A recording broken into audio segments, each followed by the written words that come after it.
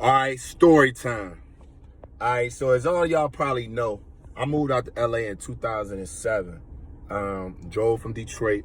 Y'all already know about the story where I ended up losing my money and showing up out here in LA really without no money and shit, right? So, I ended up linking up with some family, my cousins, whom my family had never met. My mom had never met. My dad had never met. And she was actually looking for family. She was the type, her name was Rhonda. She's my cousin Rhonda. She's older than I am. And she was the type of family member that was always trying to connect the family. So I got lucky in that regard. When I got here, she was just excited to meet me. But what she didn't know, because I had no plans of seeing her or living with her or being around her, but my mom had reached out to them and just kind of found them, and she had never even met them. So Rhonda allowed me to come. I got to her house. She allowed me to stay with her for my first 3 months. I was living her. Now, mind you, I never told her that I lost all my money. Matter of fact, when I first got to her house, the first day we woke up, first of all, she allowed me to spend the night. Me and my cousin Antoine, she allowed us to spend the night. I told my cousin that night, hey, dog, you got to go to the crib the next day. Well, it was that tight, right? The next day, she was like, yo, I was going to get my hair cut in LA at Millennium on Crenshaw over in South Central. And she was like, look, and she lived in Burbank. She was like, look, go get my mail. She gave me $50 at the time. I might have only had like $30 or $40 to my name, but I never told her I lost my money. Never. She still allowed me to stay. I didn't have a dime. She didn't know I got up and was working at Kmart at 6 or 7 in the morning, getting up doing that. This went on for a while. And then eventually after 3 months, their dad had got sick, rest in peace. Her dad had got sick. And so she moved them into the house where I was living with her. Well, when she did that, she was like, yo, they ended up giving me his house, which was a house that was like a 3-bedroom, 2-bedroom, 2-car garage to myself so that was my first 3 months. Then 6 months I lived in that house. Well, for the time I was living in that house, even till I think I had moved out of there, she never knew. I never told her that. I never told her, because what I've understanding is that now that I've understand, I look back like, man, if somebody would have told me that they just now moving to LA and lost all their money, don't got no money, and they just want to stay with me for a couple weeks, you out your motherfucking mind. You ain't staying here. And you want to do what?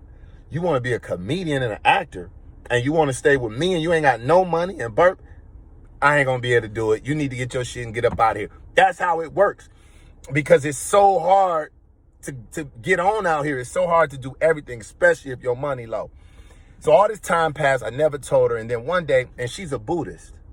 I hope I'm saying that right. She's a Buddhist, and she used to go to her meetings. She would always invite me to her meetings, and I never would go. But this one particular night I went. And when I went, what I found out was that this was a very peaceful place. Everybody was in there real quiet, and they would all stand up and talk to each other. Very nice. They invited me in. I actually came. She was happy to see me, and she was showing me off. At this point, I had started doing comedy a little bit, I think. A little bit. And she was just telling everybody, hey, this is my cousin from Detroit. He's out here. And she was telling everybody. And she's like, would you like to come up and speak in front of all their booths? And they so sweet and whatever. They want you to come up. So I go up there and talk. And she was just wanting me to talk.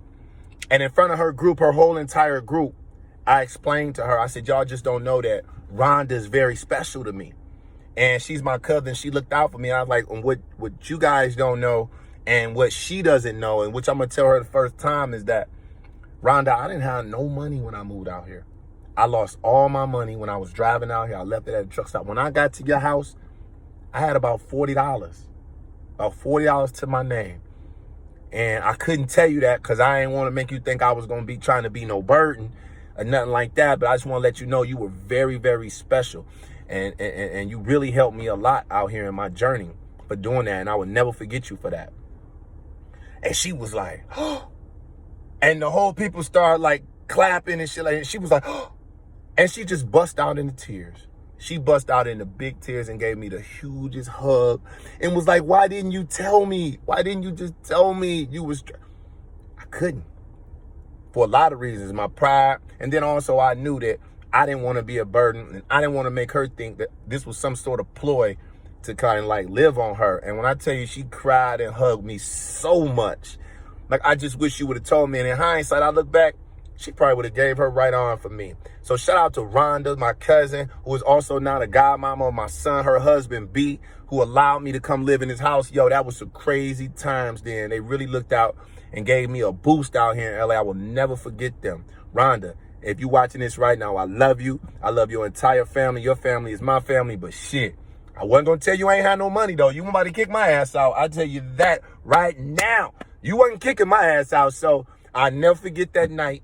And the way you embraced me and the way you hugged me, that shit was crazy. Like, I was like, I wasn't telling you I ain't had no money, so I just wanted to shoot that in. It was a crazy story, but that actually happened, and everybody in the room just became, they were trying to get me to Buddhist. I'm like, all right, I gotta get the fuck out of here now. I just want to tell you what happened, but I gotta go. I can't be no Buddhist. I gotta go. No, I gotta go. I don't want to say like this, but I love all y'all. Thank y'all. But shout out to Rhonda.